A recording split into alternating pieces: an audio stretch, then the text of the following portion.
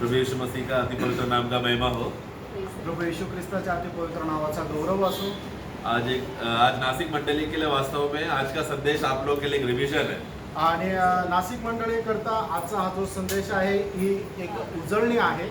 हाँ, क्योंकि आपने फ्रंट में जो शीट देखा होगा तो आप समझ गए कि प्रकटीकरण का पुस्तक का एक विषय है, ये मैं लेना चाहता हूँ। आणि तुम्ही चार्ट बघितला त्यावेळेला तुम्हाला लक्षात आलं असेल की प्रकटीकरणाचा अध्ययन आहे।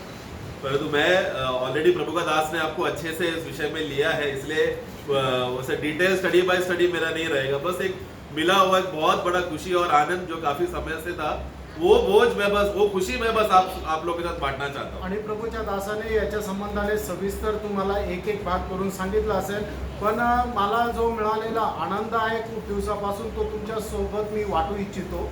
लोग खास रीति से आज का जो विषय जो अध्याय है 5वां अध्याय है, आणि आजचा जो अध्याय आहे तो 5वां अध्याय आहे। हम लोग ये प्रकाशित वाक्य का मैं विश्वास करता हूँ, ये अध्याय 4 और अध्याय 5 परमेश्वर कितना महान है और परमेश्वर कितना योग्य है उस विषय में बताता है। आणि प्रकटीकरण त्याचा 4 आणि 5 अध्याय हे आपल्याला सांगते की परमेश्वर किती थोर आणि महान आहे। उसके पहले का पहला 3 अध्याय जब हम पढ़ते समय में परमेश्वर किस रीति से मंडली से कार्य करता है वो बात को हम देखते हैं। आणि ते 1 ते 3 अध्यायामध्ये प्रभू मंडळीमध्ये कशा प्रकारे कार्य करू इच्छितो याच्या संबंधाने पाहिलं। और अध्याय 6 से आखिरी तक हम देखते समय में भूमि में बाकी अन्य जाति और इजरायली लोगों के साथ प्रभु कैसा कार्य करेगा वो बाकी का अध्यायों को हम देखते हैं। आणि 6 अध्यायापासून पुढे आपण पाहतो की प्रभू या पृथ्वीवर इस्रायल लोकांसोबत आणि इतर जातीच्या लोकांसोबत कशा प्रकारे कार्य करतो हे आपण पाहतो। लेकिन अध्याय 4 और 5 का खासियत ये है कि स्वर्ग में क्या हो रहा है वो वहां पर बताया। आणि प्रकटीकरण 4 आणि 5 अध्यायामध्ये स्वर्गामध्ये काय होतं याच्या संबंधाने सांगितलेलं आहे। और वहां पर किस रीति से जीवित है सच्चा परमेश्वर का किस रीति से आराधना होता है उसका गंभीरता और सीरियसनेस वहां पर बताया है। आणि जिवंत परमेश्वराची आराधना कशा प्रकारे स्वर्गामध्ये चालतं याचं सविस्तर वर्णन त्या ठिकाणी केलेलं आहे। ये बात जब मैं पढ़ते समय में मुझे प्रभु को और अधिक धन्यवाद देने और प्रभु को और अधिक प्रभु का महिमा करने के लिए मेरे अंदर बोझ आने लगा। आणि हा भाग वाचल्यानंतर प्रभूला अधिक जास्त गौरव देण्यासाठी माझ्या मनामध्ये आलं। इसलिए मैं चाहता हूँ कि वो खुशी मैं आप लोग के साथ में बांटूं। आणि म्हणून माझी इच्छा आहे की तो आनंद मी तुमच्या सह वाटावा। हम लोग उसका 5वां अध्याय में आणि प्रकटीकरण त्याच्या 5व्या अध्यायामध्ये वर्स बाय वर्स में नहीं लूंगा, बस बीच जो बुके है 1 से 14 का पूरा उस विषय में पहला हम लोग उसका पहला और दूसरा वाक्य पहला वाक्य पढ़ेंगे। पहिलं वचन वाचा, प्रकटीकरण 5 अध्याय पहिलं वचन। जो सिंहासन पर बैठा था, हाँ। मैंने उसके दाहिने हाथ में एक पुस्तक देखी जो भीतर और बाहर लिखी हुई थी और वह 7 मोहर लगाकर बंद की गई थी। हाँ, बस वहां पर उस शुरुआत में वहां पर हम देखते हैं कि मैंने देखा कि एक जन सिंहासन में बैठा है। आणि सुरुवातीला आपण असं पाहतो की एक जण सिंहासनावर बसलेला आहे। जिसका बैकग्राउंड अध्याय 4 में दिया है। आणि याचं जे बॅकग्राऊंड आहे ते 4 अध्यायामध्ये दिलंय। बहुत ही अद्भुत रीति से मनोहर रीति से ये परमेश्वर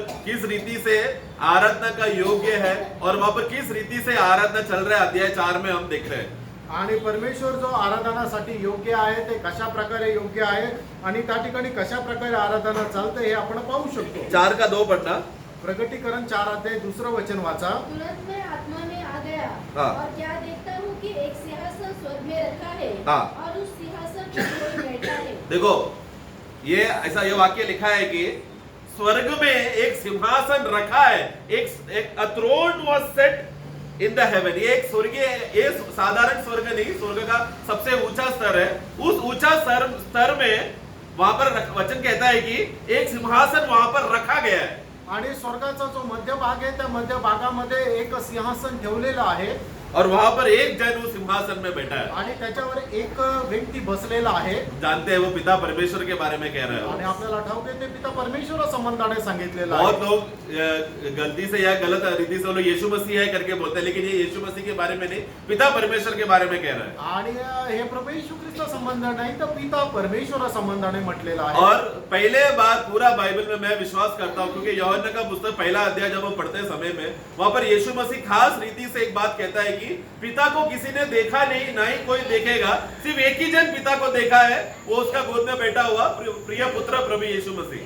आणि योहान त्याच्या पहिल्या अध्यायामध्ये प्रभू येशू ख्रिस्त स्वतः अशा प्रकारे सांगता की पित्याला कधी कोणी पाहिलं नाही आणि पाहणार नाही, फक्त एक मात्र जो त्याच्या मांडीवर बसलेला आहे तो त्याचा पुत्र.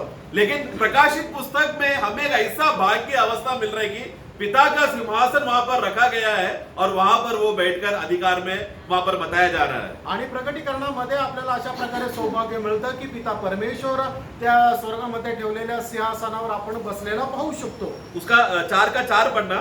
प्रकटीकरण 4:4 वाचा. उस सिंहासन के चारों ओर 24 सिंहासन है हाँ. और इन सिंहासनों पर 24 प्राचीन श्वेत वस्त्र पहने बस बस बस बस वो सिंहासन का मूल्यता आप समझ रहे हैं. आणि त्या सिंहासनाचं महत्व तुम्हाला समजत आहे. हम लोग ये वाला चार्ट में हम देख रहे हैं, सिर्फ इतना ही चार्ट का बात देख रहे हैं, इसी में ध्यान रखेंगे हम. आणि एवढाच जो मध्य भाग आहे तो आपण पाहणार आहोत. तो ये है वो सिंहासन जो रखा गया है. आणि हे आहे ते सिंहासन जे ठेवलेलं आहे. यहाँ पर ये चित्र सही रीति से प्रेजेंट नहीं किया है.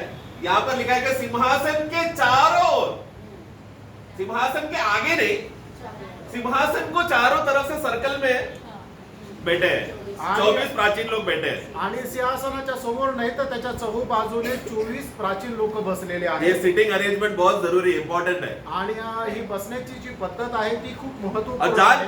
मैं सोच रहा था क्यों बाइबल में ऐसा लिखा है, उसका एक कारण भी है. हम आगे जैसे जाएंगे मैं बताता हूँ. आणि बायबल मध्ये असं का लिहिलं त्याचं एक कारण सुद्धा आहे. पुढे जाऊन आपण ते पाहूया.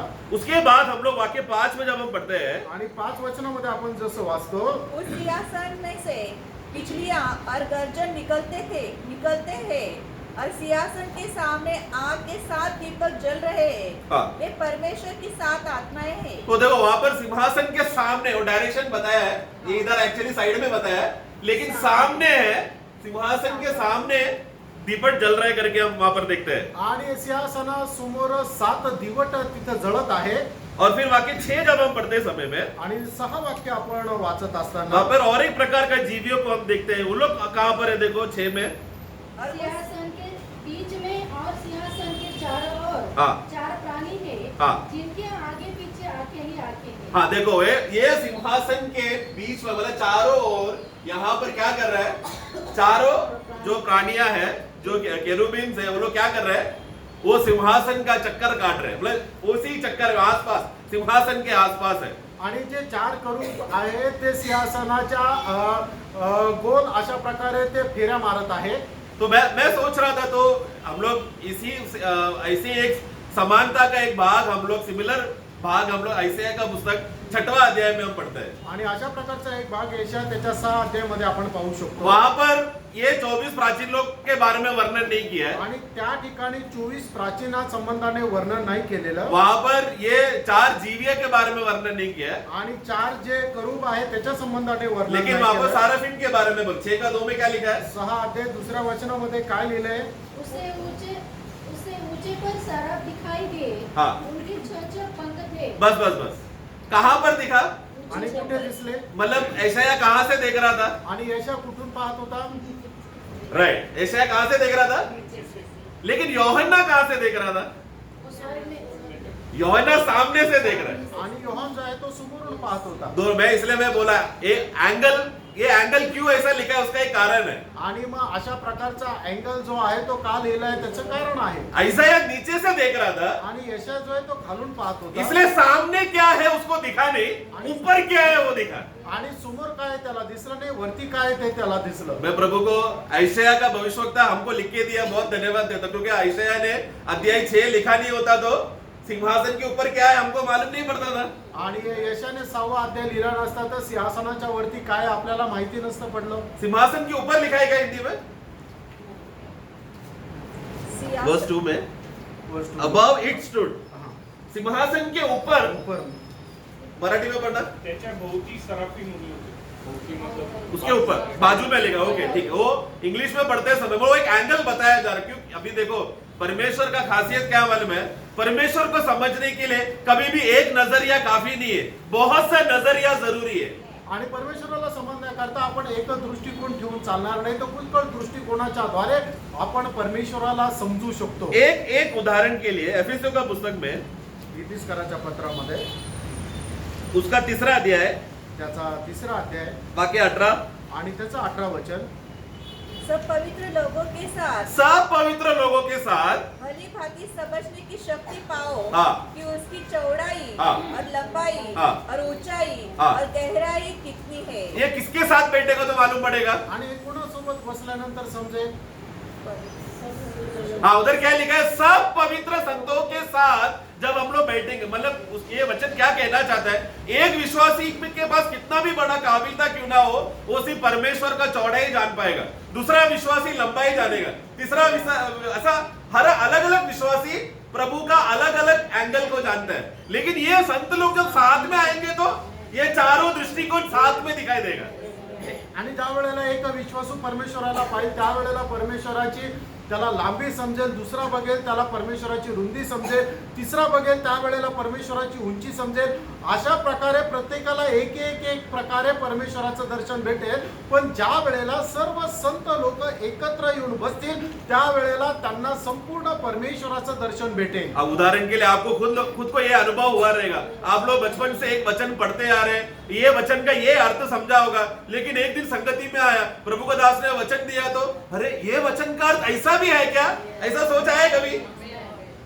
आणि तुम्ही कदाचित एक वचन आहे त्याचं स्पष्टीकरण तुम्हाला प्रगटीकरण एक प्रकारे मिळालेलं असेल, पण ज्या वेळेला तुम्ही संगतीमध्ये येता परमेश्वराचा दास त्याच वचनाचा ज्या वेळेला उलगाडा करून सांगतो त्यावेळेला तुम्हाला असं वाटलं असेल अरे या वचनाचा अर्थ असा पण येतो। मतलब हमको खुद को एक एंगल समझा और मंडली में संगति में आया तो दूसरा एंगल, एक ही वचन का अलग अलग अर्थ है, मतलब वही एक ही बात मसीह को ही दर्शाता है लेकिन नजरिया अलग है। आणि ज्याप्रमाणे एका हिऱ्याला पुष्कळ प्रकारे पहलू हा, राहतात yes. त्याचप्रमाणे परमेश्वराचं जे वचन आहे ते वेगवेगळ्या पहलूद्वारे आपण समजू शकतो। क्योंकि परमेश्वर इतना अद्भुत रीति है कि हम लोग कभी भी उनको एक नजरिए से समझेंगे हम अपने आप का ही नुकसान कर रहे हैं। आणि मग परमेश्वर जो आहे तो खूप अद्भुत आणि महान आहे, त्याला जर एकाच दृष्टिकोनातून आपण समजून घेतलं तर त्याच्याद्वारे आपण आपलंच नुकसान करतो। इसीलिए हम लोग को पूरा बाइबल चाहिए, क्योंकि पूरा बाइबल में लगभग 40 लेखक लोगों ने परमेश्वर का 40 प्रकार का एंगल लिखा है, वो सब हम लोग एक ही पुस्तक से जान रहे हैं। आणि म्हणूनच आपल्याला संपूर्ण बायबल पाहिजे, कारण संपूर्ण बायबल जे आहे ते 40 लेखकाद्वारे लिहिण्यात आलेलं आहे आणि प्रत्येकाने परमेश्वरा संबंधाने एक वेगवेगळा दृष्टिकोन दाखवलेला आहे। तो उदाहरण के लिए 4 सुसमाचार एक ही यीशु के बारे में है, लेकिन चारों सुसमाचार का नजरिया अलग अलग रीति से वो लोग बता रहे हैं। आणि 4 सुवार्ता जे सांगितलेले आहे त्या प्रत्येक प्रभू येशू ख्रिस्त संबंधानेच आहे, पण प्रत्येकाने आपला दृष्टिकोन वेगवेगळा मांडलेला आहे। वो सब एक ही घटना के बारे में बता रहे हैं, लेकिन चारों सुसमाचार पढ़ते तो हम चारों अलग अलग एंगल से प्रभु के बारे में समझते हैं। आणि ते एकाच घटने संबंधाने सांगितलेलं आहे, पण 40 सुवार्ता ज्या वेळेला आपण पाहतो त्यावेळेला वेगवेगळे दृष्टिकोन आपल्याला भेटतात। तो अभी आप लोग समझे रहेंगे ना, वो प्रकाशित वाक्य अध्याय 4 का 4 में चारों तरफ प्राचीन लोग बैठे थे, वो उसके आजू बाजू में केरूब लोग घूम रहे थे और सिंहासन के ऊपर ऐसा एंगल्स क्यों बाइबल में लिखा है, ये हम लोग उनका सीटिंग अरेंजमेंट समझने के लिए। आणि आपण पाहतो की जे स्वर्गाचं अतिपवित्र स्थान मध्यस्थान आहे त्या ठिकाणी सिंहासन ठेवलेले आहे आणि त्या सिंहासनाच्या चारी बाजूला 24 प्राचीन होते आणि मग त्याच्या अवतीभोवती चक्कर मारणारे 4 प्रकारचे करूब होते आणि सिंहासनाच्या वरती सराफीन होतं। असं वेगवेगळ्या प्रकारे का दाखवण्यात आलेलं आहे, कारण प्रत्येकाचा तो पाहण्याचा दृष्टिकोन वेगवेगळा आहे। और उस 5 का 1 में जब पढ़ते सब इस रीति से अलग अलग एंगल समझने के बाद यूहन्ना ये एंगल को देखने के बाद वो देखता है कि वो वो सिंहासन में बैठा हुआ व्यक्ति के दाहिने हाथ में एक स्क्रोल है, एक पर्ची, एक पुस्तक है। आणि आपण पाहतो की सिंहासनावर जो बसलेला आहे त्याच्या उजव्या हातामध्ये एक पुस्तक आहे। वो आप ये इधर इसमें है, इधर लिखा है, ये वाला दिख रहा है ना सबको? वो हिंदी में पुस्तक करके लिखा है, लेकिन उसको पर्ची एक फोल्ड करके रखा हुआ स्क्रोल है, वो मराठीत त्याला गुंडाळी म्हणतात। ओके, ये इस पुस्तक का खासियत क्या मालूम है? वो पढ़ना, वो भाग सिर्फ पढ़ना। हाँ, भीतर भी लिखा है, बाहर भी लिखा है आणि पाठपोट साइडने लिहिलेला आहे। ये एक ऐसा एक पुस्तक जैसा एक पर्ची है, एक पन्ना है, या एक पुस्तक भी बोल सकते हैं उसको, कि उस जमाने में ये पर्ची को लोग पुस्तक ही बोलते। तो ये स्क्रोल एक ऐसा खास बात इसमें लिखा बातें हैं जो अंदर भी लिखा है, बाहर भी लिखा है। आणि या गुंडाळीमध्ये काय आहे की त्याच्या पुढून आणि पाठीमागून दोन्ही बाजूनी लिहिलेलं आहे. तो ये और फिर ये पुस्तक ये इतना खास विषय में है, जो कि हम लोग वहां पर नीचे अगला भाग हम पढ़ते समय में हम देखते हैं कि वहां पर जोर से वाक्य 2 पढ़ना। फिर मैंने एक बलवंत स्वर्गदूत को देखा। हाँ, ये एक नया कैरेक्टर है इधर अभी, एक बलवंत स्वर्गदूत। आणि एक सामर्थी स्वर्गदूत. ये साराफीम या केरूब या 24 प्राचीन के बारे में नहीं बोल रहा है, ये एकदम बलशाली स्वर्गदूत है, ये अलग कैटेगरी का है। आणि 24 प्राचीन किंवा करूब किंवा सराफीन याच्या संबंधाने नाही, तर हा एक वेगळा खूप सामर्थ्यवान असा एक स्वर्गदूत आहे. मिखाइल भी हो सकता है, गब्रियल भी हो सकता है, या कोई और शक्तिशाली स्वर्गदूत है, लेकिन ये एकदम ये शक्तिशाली स्वर्गदूत जोर से कह रहा है कि जो ऊंचे शब्द से ये प्रचार करता था, हाँ। इस पुस्तक के खोलने और उसकी मोहरें तोड़ने के योग्य कौन है? बहुत बड़ा सवाल वहां पर पूछा जा रहा है। आणि या ठिकाणी खूप मोठा प्रश्न विचारला जात आहे. प्रियो, मैं आगे पीछे इसके ये पुस्तक का खासियत है कि आगे पीछे लिखा हुआ है, आणि या पुस्तकाचं वैशिष्ट्य हे आहे की त्याच्या पुढे आणि पाठीमागे लिहिलेलं और आहे. वाक्य 3 में अगर हम पढ़ेंगे तो वहां पर लिखा है कि 3 पढ़ना, परंतु न स्वर्ग में, ना स्वर्ग में, न पृथ्वी पर, ना पृथ्वी पर, न पृथ्वी के नीचे हाँ। कोई उस पुस्तक को खोलने हाँ। या उस पर दृष्टि डालने के योग्य निकला। पहला वो बड़ा शक्तिशाली स्वर्गदूत ने क्या बोला? आणि तो सर्व सामर्थ्य स्वर्गदूताने काय म्हटलं? वो क्या कह रहा है कि कोई इसको खोलने के लिए कौन है? कोई है क्या? आणि कोण योग्य हे जे गुंडाळी आहे ती उघडण्यासाठी. लेकिन यूहन्ना कहता है कि खोलना छोड़ो, इसको देखने के लिए भी कोई योग्य नहीं है। आणि योहान या ठिकाणी असं म्हणत आहे ते उघडण्याचं तर सोडा, त्याला पाहण्याकरता सुद्धा कोणी योग्य तो नाही. ये क्या है ये पर्ची, ये क्या है ये पुस्तक, जिसको स्वर्ग में भी कोई नहीं, पृथ्वी में भी कोई नहीं, पृथ्वी के नीचे के जीवी लोगों में भी कोई ऐसा जीवी है नहीं जो आके लेना छोड़ो, देख भी नहीं सकता। आणि ती गुंडाळी अशी काय आहे की स्वर्गामध्ये नाहीये कोणी, पृथ्वीवर कोणी नाही आणि पृथ्वीच्या खाली पण कोणी योग्य नाहीये की ते उघडण्याकरता काय त्याच्याकडे पाहण्याकरता योग्य नाही. स्वर्ग और पृथ्वी में से जीवियों को चैलेंज करने के लिए बुलाया है, समझ सकता है, लेकिन पृथ्वी के नीचे के जीवियों को क्यों बुला रहा है? आणि स्वर्ग आणि पृथ्वीचे जे प्राणी आहेत त्यांना बोलवण्यात आलं होतं, पण मग पृथ्वीच्या खाली जे आहेत त्यांना का बोलवण्यात आलं? ये कारण है। त्याचं कारण आहे. हम लोग सबसे पहले बात हम लोग जब ऐसाया का पुस्तक में जब हम पढ़ते हैं, आणि यशाच्या पुस्तकामध्ये आपण जसं वाचतो उसका 38 का 18 में त्याचा 38 अध्याय 18 वचनामध्ये, क्योंकि अधोलोक तेरा धन्यवाद नहीं कर सकता, हाँ न मृत्यु तेरी स्तुति कर सकती है, हाँ, और कब्र में पड़े हाँ। वे तेरी सच्चाई की आशा नहीं रख सकते। अच्छा, कबर करके लिखा है वहां पर, एक्चुअली गड्ढा करके शब्द आना चाहिए। ओके, मैं उस विषय में लेते हैं। ऐसाया का पुस्तक में वहां पर देखो, ये पृथ्वी के नीचे वाला मतलब किसका जीवी को, कौन सा जगह को बोल रहा है वो? आणि पृथ्वीच्या खाली जे अधोलोक. आहे त्याला कशा संबंधाने वर्णन आहे तर ते अधोलोक. ये कब्र के नीचे के भाग को कहा गया है अधोलोक। आणि पृथ्वीच्या खालचा हा जो भाग आहे याला अधोलोक म्हटलेला आहे. यहां से भी जीवियों को अब पूछ रहा है कि तुम में से कोई अधिकारी है क्या, कोई योग्य व्यक्ति है क्या, कोई योग्य जीवी है क्या आके पर्ची लेने के लिए? आणि या ठिकाणच्या ज्या प्राण्यांना सुद्धा विचारण्यात आलं की तुमच्यापैकी कोणी ही गुंडाळणी उघडण्याकरता योग्य आहे का?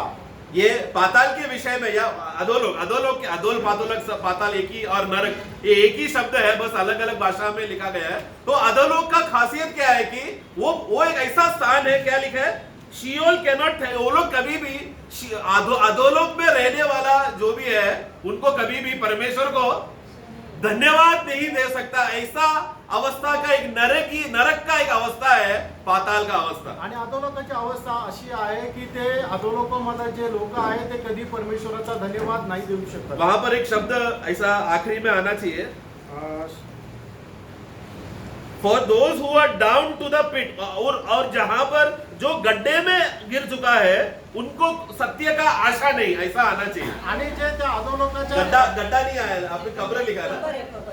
देखो कब्र क्या है, इधर है, पाताल किधर है, उसके नीचे। लेकिन पाताल में गड्ढा, बहुत सारे गड्ढे हैं आणि पाताळामध्ये खूप खड्डे आहेत. गड्ढे बोला तो ये मैं कोई काल्पनिक बातें नहीं बता रहा हूँ, वचन के आधार पर बता रहा हूँ। आणि काय काल्पनिक नाही सांगत आहे, वचनामध्ये जे लिहिले ते सांगतोय. हम लोग अय्यूब का पुस्तक में हिंदी में योबाच्या पुस्तकामध्ये हिंदी कैसा परिभाषा में कैसा आया हम पढ़ेंगे। 33 का 23 और 24 पढ़ेंगे। 33 त्याचं 23 आणि 24. 33 का 23, 24 हाँ यदि उसके लिए कोई बिचौलिया स्वर्गदूत मिले हाँ जो 1000 में से एक ही है जो भाविक है और जो मनुष्य को बताए कि उसके लिए क्या ठीक है, तो वह उस पर अनुग्रह करके कहता है उसे गड्ढे में जाने से बचा ले। क्या है गड्ढा। यही गड्ढा शब्द कहाँ आना चाहिए था?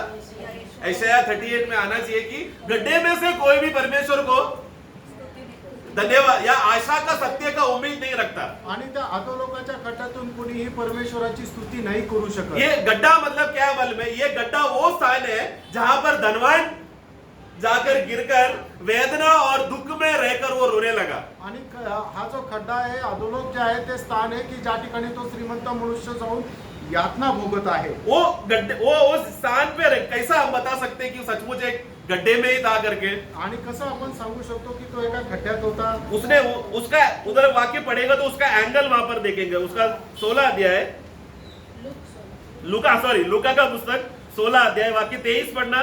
लूक 16 अध्याय 23 वचन. हाँ और अधोलोक में उसने हाँ पीड़ा में पड़े हुए अपनी आंखें उठाई। हाँ एंगल दिखा? कौन सा एंगल में हो? वो नीचे है। उसने ऊपर देखा, कौन है वो? हम जानते हैं उसको सुख लोक बोलते हैं ना, पैराडाइज, परदेसी।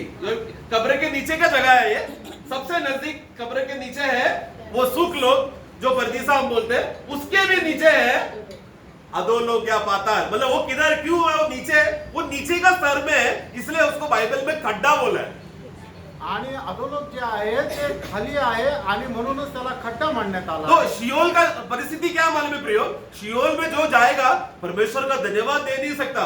और कोई अगर खड्डे में है तो उसको प्रभु का आशा, मतलब आज मैं यहाँ से बच के निकलूंगा करके ऐसा कोई आशा उसके अंदर नहीं है, क्योंकि वो एक नरक है, वहां से बाहर नहीं निकल सकता। आणि या अधोलोकामध्ये जो कोणी पडतो तो कधीही परमेश्वराची स्तुती करू शकत नाही आणि त्याला कधीही कुठल्या प्रकारची आशा राहत नाही की मी याच्यातून बाहेर निघेल. तो अय्यूब ये तत्व अय्यूब जानता था। आणि योबाला हे ठाऊक होतं. अय्यूब क्या बोल रहा है कि कोई बिछवाई करने वाला है क्या मेरे सामने? अगर बिछवाई करने वाला कोई रहेगा ना, मैं अधोलोक का गड्ढे से बच सकता हूँ। आणि माझ्याकरता कोणी मध्यस्थी करणारा जर असेल तर त्या अधोलोकाच्या खड्ड्यातून मी वाचू शकतो. और एक वाक्य पढ़ो, वही 33 अध्याय का, अय्यूब 33 का 27-28।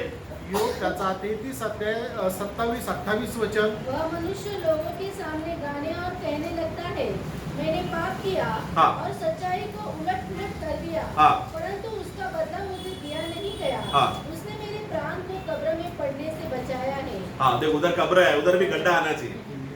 इंग्लिश में पिट है ना, तो वो उधर ब्रैकेट में आप लोग लिख देना गड्ढा। जहां पर भी बाइबल में पुराने नियम में कब्र लिखा है, ब्रैकेट में गड्ढा भी लिख दो। कब्र भी गलत नहीं है, लेकिन कब्र बोला तो कौन सा है? वो भूमि का एक स्तर है, भूमि से नीचे जाना है अभी हमको। तो भूमि से नीचे है पाताल में या अधोलोक का खड्डा। अधोलोक करके पूरा एक दुनिया है, अधोलोक में अलग अलग खड्डे हैं। आणि पृथ्वीच्या खाली जो अधोलोक म्हटलं जातं त्याच्यामध्ये वेगवेगळ्या प्रकारचे खड्डे आहेत. तो वहां पर अभी अय्यूब क्या बोल रहे हैं यहाँ पर? आणि या ठिकाणी योग काय म्हणत आहे? अगर मेरा पाप का छुटकारा अगर मेरा हो जाएगा तो मैं अधोलोक का खड्डे से मैं बच सकता हूँ। आणि पापांपासून मला जर मुक्ती मिळाली तर त्या अधोलोकाच्या खड्ड्यातून मी वाचू शकतो. वो धनवान ने क्या किया? आणि त्या श्रीमंताने काय वो केलं? अपने धन के बलबूते में अय्याशी किया। आणि आपल्या धनाच्या त्याच्याकडे पैसे असल्या कारणाने त्याने खूप मौज मजा केली. उसके सामने लाजरस दुखी में और पीड़ा में है। एक यहूदी होने के नाते सेवा करना चाहिए, क्योंकि व्यवस्था में लिखा है कि गरीबों का मदद करना चाहिए। वचन का पालन नहीं किया, वो अपने स्वयं के मनोरंजन में जीने के वजह से जो प्रभु का वचन को नहीं मानता, पुराने नियम में उनको कहां पर डाला जाता था? अधोलोक का खड्डे में। आणि मग तो जो श्रीमंत मनुष्य आहे त्याने वचनाच्या अनुसार त्या लाजरसची मदत करायला पाहिजे होती, पण त्याने केली नाही. आणि मग जे जुन्या करारामध्ये अशा प्रकारचे जीवन जगतात त्यांना मेल्यानंतर त्या अधोलोकामध्ये टाकण्यात येतं. जोना को जब प्रभु ने उसको पकड़ा, आणि प्रभूने ज्या वेळेला जोनाला पकडलं, उसको भी देखो वो एक प्रार्थना कर, दूसरा अध्याय दूसरा वाक्य, योना त्याचं दुसरं अध्याय त्याचं दुसरं वचन. मैंने संकट में पड़े हुए यहोवा की दुहाई दी हाँ। और उसने मेरी सुन ली। हाँ। अधोलोक के उदर में से मैं चिल्ला उठा। कहां से मैं चिल्लाया? अधोलोक के हाँ करेक्ट। अधो तो देखो जब वो मच्छी के पेट में गया उसका अवस्था क्या हुआ, उसको वो डर गया। मैं परमेश्वर का वचन मान के अगर निनवा में जाता तो ये अवस्था नहीं, मैंने क्योंकि परमेश्वर का मैंने बात ना मानकर मैं परमेश्वर को टुकरा कर गया, अभी उसका अवस्था क्या है, अधोलोक का अवस्था, मृत्यू मुझे पकड़ लिया। आणि मग त्याने परमेश्वराच्या आज्ञेचं पालन न करता तो निनवेला गेला नाही आणि म्हणून त्याला त्या माशाच्या पोटामध्ये राहावं लागलं आणि त्या ठिकाणी तो राहून असं सांगतो की ही माझी अधोलोकाची अवस्था आहे। अभी वो उस अवस्थे से प्रभु उसको बचा रहा है करके वाक्य 6 में देखो क्या लिखा है। आणि त्याच्या 6 वचनामध्ये काय लिहिलंय, मैं पहाड़ों की जड़ तक पहुंच गया था, मैं सदा के लिए भूमि में बंद हो गया था, तो भी हे मेरे परमेश्वर यहोवा, तूने मेरे प्राणों को गड्ढे में से उठाया। हाँ गड्ढा है, ये गड्ढा किधर है, पाताल। मतलब वो क्या बोल रहा है, मैं पाताल तक गया, अधोलोक में गया, लेकिन अधोलोक में मैं कहां पर पहुंच गया, मैं गड्ढे में, लेकिन प्रभु ने मुझे बचा लिया, नहीं तो वहां से कोई बचकर बाहर नहीं आ सकता। आणि मी त्या खड्ड्यामध्ये जाऊन पोहोचलो आणि पण प्रभूने मला वाचवलं, कारण का की दुसरं कोणीही आपल्याला त्या खड्ड्यातून वाचू शकत नाही। प्रियो देखो ये कैसा कैसा जगह है, अच्छा जगह है क्या, आणि ही चांगली जागा आहे का। अधोलोक में और एक जगह है, यहाँ पर फोटो में आया है एक, जो बंदी गृह में फंसा हुआ जो स्वर्गदूत, जो दुष्ट स्वर्गदूत, जिन्होंने अपना रास्ते से भटककर परमेश्वर के खिलाफ बहुत बड़ा पाप किया। आणि अधोलोकाच्या हे जे पाताळ आहे त्या पाताळाच्या बाजूला अजून एक खड्डा आहे, त्या हा. खड्ड्यामध्ये काय आहे की जे स्वर्गदूताने परमेश्वराच्या विरोधात पाप केलं होतं त्यांना त्या ठिकाणी बंदिवान म्हणून ठेवलेलं आहे। ये खड्डे में सिर्फ मनुष्य को डाला जाएगा, आणि हा ज्या खड्डा आहे त्याच्यात फक्त मनुष्याला टाकण्यात ये येईल। खड्डे में सिर्फ पाप किए हुए स्वर्गदूतों को डाला गया है। आणि ह्या खड्ड्यामध्ये फक्त पाप केलेल्या स्वर्गदूतांना टाकण्यात आलं शैतान के साथ वाला स्वर्गदूत नहीं है, वो लोग का तो न्याय बाकी है। आणि जे सैतानासोबत स्वर्गदूत आहे ते नाही, त्यांचा तर न्याय बाकी आहे। बल्कि उत्पत्ति का पुस्तक 6वां अध्याय में उधर जो स्वर्गदूत गिरे थे उनके बारे में कहा है। आणि उत्पत्तीचं पुस्तक त्याच्या 6 अध्यायामध्ये की ज्यांनी पृथ्वीवर ज्या चांगल्या चांगल्या स्त्रिया बघून त्यांच्याशी विवाह केला ते पतन पावलेले स्वर्गदूत। उसके अलावा एक तीसरा प्रकार का खड्डा है जो 1000 साल के लिए शैतान को डाला। आणि त्याच्यानंतर एक बॉटमलेस पिट, पिट हा. उसको, ज्याला पिट, तळ नाहीये असा तो खड्डा आहे की ज्याच्यामध्ये सैतानाला टाकण्यात आला। एक्चुअली ये चित्र में वो ये खड्डे का अर्थ बताया नहीं है, आणि या चित्रामध्ये त्या खड्ड्याचा अर्थ सांगितलेला वहां पर नाही। हम जानते हैं ना प्रकाश, वो आप लोग को वाक्य मालूम है, मैं इसलिए नहीं ले। 19वां अध्याय में पहला वाक्य है ना, सॉरी 20 का एक पढ़ना। प्रकटीकरण 20 अध्याय पहिलं वचन। फिर मैंने एक स्वर्गदूत को स्वर्ग से उतरते देखा, हाँ जिसके हाथ में अतांग कुंड की कुंजी। हाँ और एक देखो, बड़ी अतः कुंड की पूंजी, वो कुंड करके जो है इंग्लिश में पिट लिखा। पिट मतलब एक ऐसा खड्डा जिसके नीचे जमीन नहीं है, नीचे गिरते जा रहा है, आणि असा उसमें खड्डा असा खड्डा की ज्याला तळच नाहीये। हाँ तो शैतान को अगर किसी को ऊपर से गिराएगा कभी नीचे पहुंचेगा, आणि मग वरतून जर कोणाला ढकललं तर तो खाली कधी पोहोचेल कितना टाइम में नीचे पहुंचेगा। आणि किती वेळात तो खाली पोहोचेल। प्रियो ये फर्स्ट फ्लोर से जंप किया 2 मिनट में पहुंच गया, वैसा खड्डा नहीं है ये। आणि फर्स्ट फ्लोर मधून खाली उडी मारली 1 मिनिटामध्ये ते खाली पोहोचला असा तो खड्डा नाहीये। मतलब शैतान को जब यहाँ पर फिर अगला वाक्य में लिखा है, वो शैतान को फिर वो गड्ढे में डाल दिया, बंद कर दिया। तो वो तभी गिरा, तो कितना समय तक गिर रहा है नीचे, आणि मग त्याला पाडल्यानंतर किती वेळेपर्यंत तो खाली पडत आहे। वो सदमा समझ रहे हो आप, शैतान के जीवन में आया हुआ सदमा समझ रहे हो आप, आणि सैतानाच्या जीवनामध्ये आलेला तो प्रसंग तुम्ही समजत आहात का? सीरियसनेस समझ रहे हो। आणि त्याचं गांभीर्य समजत आहात का? हमारा मन में समझने वाली बात नहीं है, आपल्या कल्पनेमध्ये येणारी ती गोष्ट वो नाही। 1000 साल जातियों को वो भरमाए ना, उसको ऐसा जगह पर डाला, वो गिरते जा रहा है, 1000 साल तक गिरते जा रहा है। फिर प्रभु ने मतलब बाद में उसका दरवाजा खोला, तब वो बाहर आया 1000 साल के बाद। आणि मग त्याला त्या खड्ड्यामध्ये टाकल्यानंतर 1000 वर्ष तो पडतच आहे आणि मग ज्या वेळेला त्याचं तोंड उघडण्यात आलं त्यावेळेला 1000 वर्षानंतर तो बाहेर आला। ये कौन, ये जगह, ये खड्डा किसने बनाया, हा खड्डा कुणी बनवला?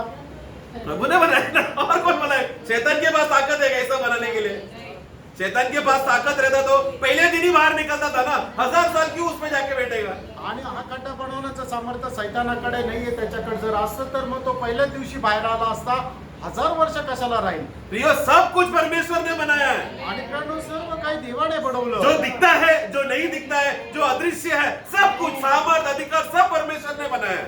आणि जे आपल्याला दिसतं, जे दिसत नाही, जे दृश्य आहे, जे अदृश्य आहे, ते सर्व काही परमेश्वराने बनवलं. तो अभी जब आवाज आ रहा है कि कोई भूमि के नीचे से कोई है क्या जीवी, कौन आएगा? आणि मग पृथ्वीच्या खाली कोणी असा प्राणी आहे का, असा आवाज आला त्यावेळेला कोणामध्ये ते सामर्थ्य आहे की ती गुंडाळणी उघडण्याचं? प्रियो, ऐसा किसको है? क्योंकि एक्चुअली वो स्वर्ग तक जाने के लिए किसी के पास अधिकार नहीं है, इसलिए वहां पर लिखा है कि किसी को देखने को भी योग्यता नहीं है। आणि म्हणून त्या ठिकाणी असं लिहिलं की ते गुंडाळणी बघण्याचं सुद्धा कोणामध्ये योग्यता नाहीये. वो कौन नहीं देख सकता? आणि कोण नाही पाहू शकत? ये अधोलोक की जीविया और वहां के पापी लोग, वो लोग पुस्तक में क्या है वो लोग कुछ भी खोज, क्योंकि वो लोग समझ ही नहीं सकता, अलग ही स्तर में हो रहा है ये बात। आणि अधोलोकामध्ये पडलेले यातना भोगत असणारे जे पापी लोक आहेत ते अजिबात त्याच्याकडे पाहू शकत नाही आणि त्याला समजू शकत नाही. फिर मैं सोचा शायद पृथ्वी में कोई अच्छा लोग रहेगा। आणि मग मी विचार केला पृथ्वीमध्ये कोणी असेल? वचन में क्या लिखा है रोमियो का पुस्तक में कि धर्मी एक भी नहीं, कोई भी परमेश्वर का आज्ञा को वचन को पालन नहीं करता, सब पापी है। आणि रोमकराच्या पत्रामध्ये त्याच्या 3ऱ्या अध्यायामध्ये काय म्हटलेलं आहे की एकही नीतिमान नाही, प्रत्येकाने पाप केलं आणि देवाच्या गौरवाला अंतरले. और जिनको लगता है जो योग्य है, क्या वो लोग पुस्तक ले सकते हैं क्या? आणि मग ज्यांना असं वाटतं की ते योग्य आहे ते गुंडाळणी उघडू शकतं का? उसके अलावा हम लोग इब्रानियों का पुस्तक 11 अध्याय में पढ़ते समय में वो विषय ले रहा है, बस आप लोगों को मालूम है वहां पर विश्वास के वीरों का नाम लिखा गया है। आणि इब्रिकराचं पुस्तक त्याच्या 11 अध्यायामध्ये जे विश्वासामध्ये शूरवीर आहे त्यांची यादी त्या ठिकाणी आहे. उनमें से कौन योग्य है पुस्तक लेने परमेश्वर के हाथ से? आणि त्याच्यापैकी कोण योग्य आहे परमेश्वराच्या हातातून ते गुंडाळणी घेण्यास योग्य? इब्रानियों का पुस्तक 12:1-2 पढ़ना। इब्रिकराचं पत्र 12 अध्याय 1 आणि 2 वचन वाचा. इस कारण जबकि गवाहों का ऐसा बड़ा बादल हाँ। हमको घेरे हुए है, हाँ। तो आओ हाँ। हर एक रोकने वाली वस्तु हाँ। और उलझाने वाले पाप को दूर करके हाँ। वो दौड़ जिसमें हमें दौड़ना है, हाँ। धीरज से दौड़े हाँ, और हाँ, विश्वास के करता हाँ। और सिद्ध करने वाले यीशु की ओर ताकते रहे। बस बस बस, हम लोग हमारा एंगल किसको रखने बोला है? आणि आपलं दृष्टी कोणाकडे ठेवायला लावली? इतने बड़े विश्वास के वीर लोग हैं, उनको देखने बोल रहे हैं क्या? आणि विश्वासामध्ये एवढे शूरवीर आहे त्यांच्याकडे बघायला सांगितलं का? अब्राहम विश्वास का पिता है ना, रोमियो का पुस्तक में हम पढ़ते हैं। आणि रोमकराच्या पत्रामध्ये पाहतो की अब्राम जो आहे तो विश्वासणाऱ्यांचा पिता आहे. लेकिन अब्राहम का विश्वास मुझे बचा सकता है क्या? आणि अब्रामाचा विश्वास मला वाचू शकतो का? सिर्फ यीशु मसीह का विश्वास ही मुझे बचा सकता है, क्योंकि उन्होंने विश्वास का कर्ता मेरे अंदर विश्वास को उत्पादन किया, वो यीशु मसीह है। अब्राहम मेरे अंदर विश्वास उत्पन्न नहीं कर सकता। आणि विश्वासाचा कर्ता फक्त प्रभू येशू ख्रिस्तच आहे की ज्याने आपल्यामध्ये विश्वास निर्माण केला. अब्रामाने आपल्यामध्ये विश्वास निर्माण नाही केला. हम लोग हमेशा वचन पढ़ के बोलते हैं हमें दाऊद जैसा बनना है, अब्राहम जैसा बनना है, दानियल जैसा बनना है, दानियल जैसा प्रार्थना करना। प्रियो, लेकिन वो सब हमें बचाए। अभी मैं मुझ पापी को, दानियल अच्छा आदमी है, मैं उस पर विश्वास करता हूँ बोला तो मुझे बचाएगा क्या दानियल? वो एक अच्छे हम लोग आदर्श जरूर है, हम लोग उनसे कुछ सीख सकते हैं, लेकिन उनको हम लोग प्रभु नहीं बनाना, उनको हम लोग मूर्ति नहीं बनाना। आणि आपण म्हणतो की आपल्याला अब्रामाप्रमाणे व्हायचंय, दानियालाप्रमाणे व्हायचंय, मोशेप्रमाणे व्हायचंय, पण याच्यापैकी कोणीही आपलं तारण नाही केलेलं. तारण करणारा फक्त प्रभू येशू ख्रिस्तच आहे. म्हणूनच आपण फक्त प्रभू येशू ख्रिस्ताचाच आदर्श घ्यायचा आहे. आणि हे सगळे जे पवित्र लोक आहेत त्यांनी आपल्या करता फक्त एक चांगला आदर्श देऊन गेलेला आहे की जेणेकरून त्यांचा आदर्श पाहून आपणही त्याप्रमाणे एक आदर्शमय जीवन जगू शकतो. तो अधोलोक में भी कोई नहीं है, पृथ्वी में मनुष्य में शायद कोई रहेगा, सोचा वो भी नहीं है, स्वर्ग में कौन है फिर? हाँ? स्वर्ग में कोई तो एक ऊंचा जीवी, अच्छा जीवी होगा ना, जो परमेश्वर के नजर में शक्तिशाली, सामर्थी, परमेश्वर के हाथ से पुस्तक ले सके। हाँ, कोई नहीं।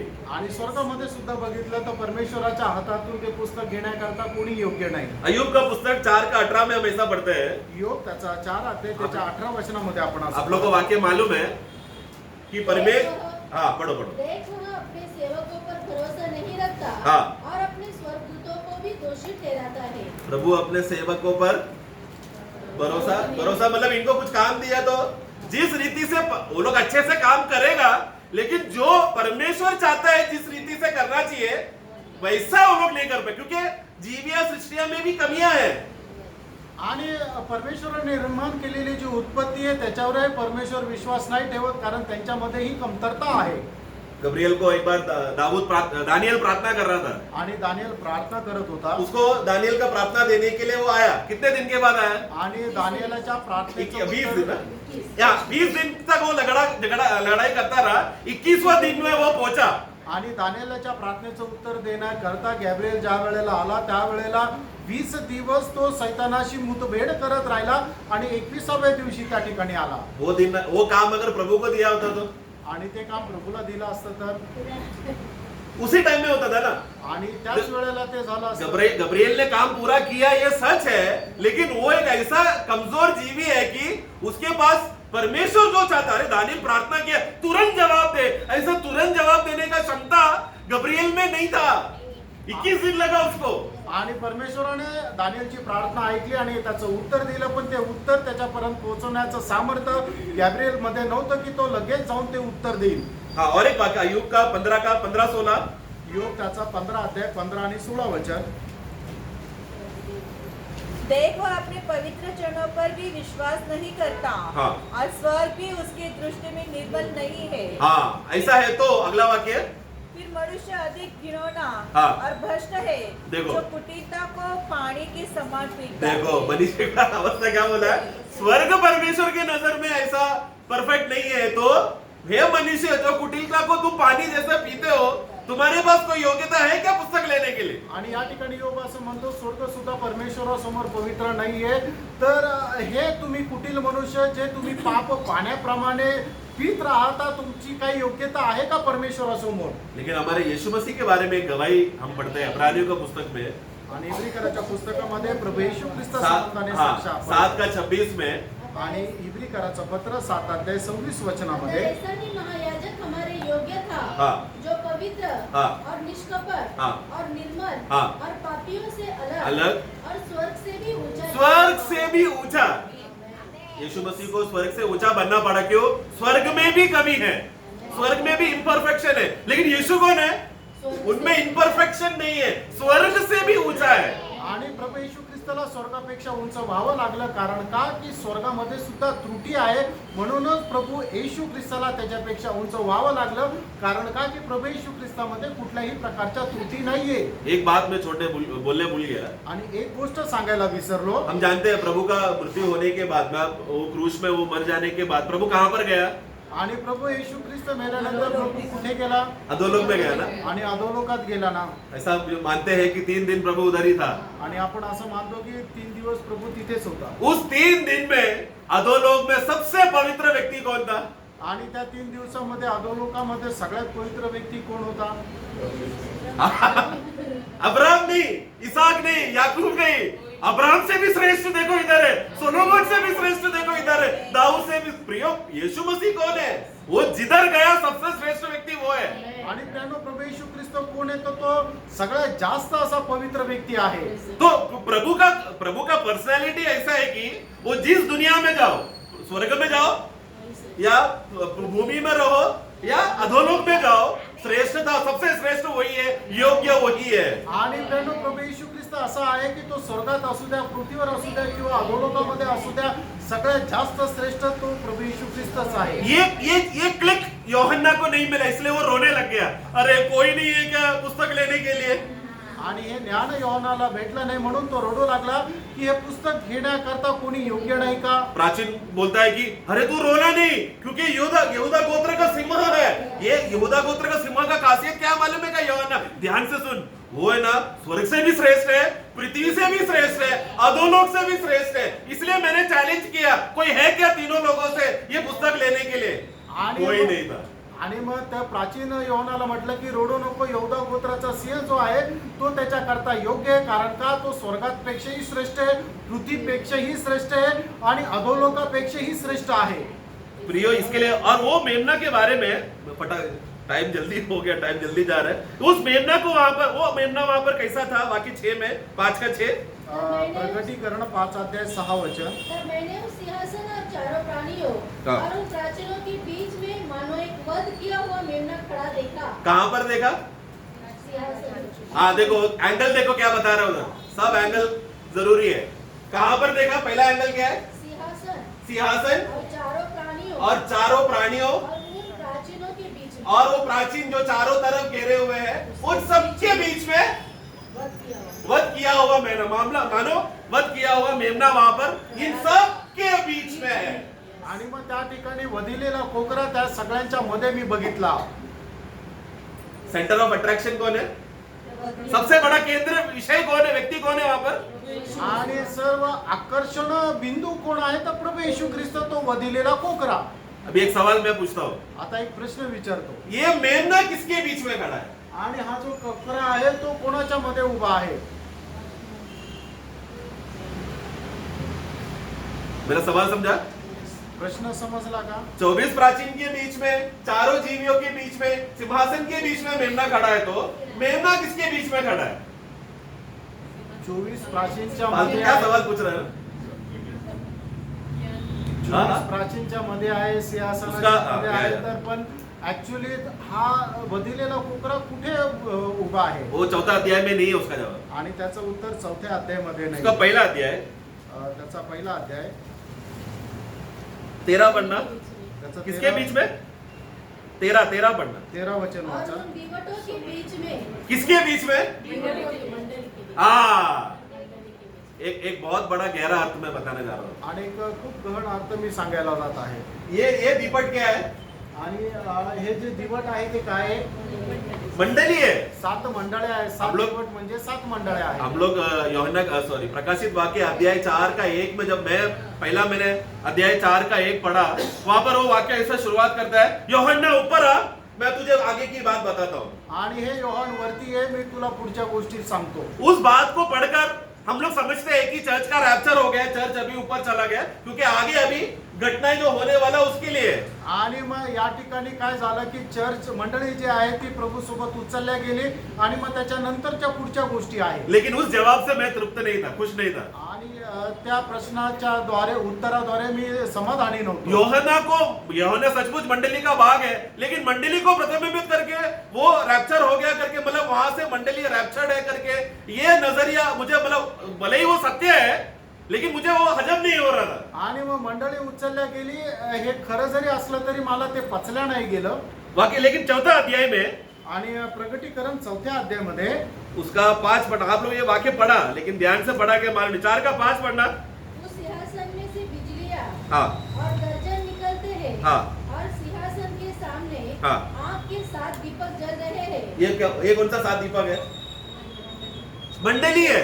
मतलब यूहन्ना जब ऊपर चढ़ा और उस स्तर में पहुंचा तो उधर क्या देख रहा है? ऑलरेडी मंडली पहले से उधर पहुंचा है। आणि मग ज्या वेळेला योहान वरती चढला त्या वेळेला त्याने काय पाहिलं की मंडळी अगोदरच तिथे आहे। वहां पर देखो मंडली वो जल रहा है करके लिखा है। आणि त्या ठिकाणी जळत आहे असं म्हटलेलं आहे। पहला अध्याय में जल रहा है करके नहीं लिखा है। आणि पहिल्या अध्यायामध्ये ते जळत आहे असं नाही लिहिलेलं।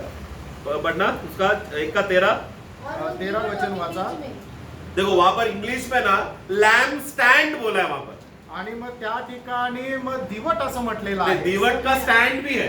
हा, समई स्टैंड देखो ये जो है ना, ये सब दीवटों का स्टैंड है। इधर ये जो लिखा है ना 7 शाखा का वाला, ये इसको स्टैंड बोलते हैं, लैम्प स्टैंड है। आणि मग दिवा लावण्याची जी समई आहे ती। हाँ, लेकिन चौथा अध्याय में पढ़ेंगे ना, वहां पर लैम्प स्टैंड नहीं बोला है, सिर्फ लैम्प बोला है, सिर्फ दिया पोचा।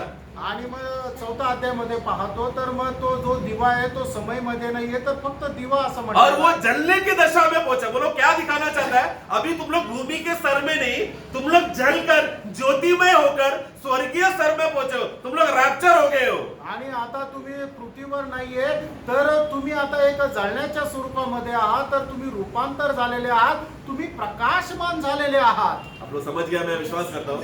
आणि टाइम की वजह से मैं थोड़ा स्पीड में जा रहा हूँ। आणि तुम्हाला समजलं असं मी विश्वास करतो। तो यूहन्ना ने उस समय में वो रैप्चर हुआ मंडली को देखा।